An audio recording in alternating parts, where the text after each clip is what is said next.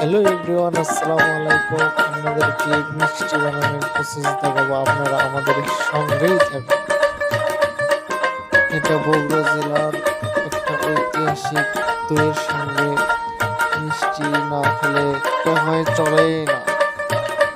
এই মিষ্টি অনেক সুস্বাদু। আপনারা এই মিষ্টি খেতে চাইলে বগুড়া জেলার বীরগ্রাম বাজারে এই মিষ্টিটা পাবেন আপনারা।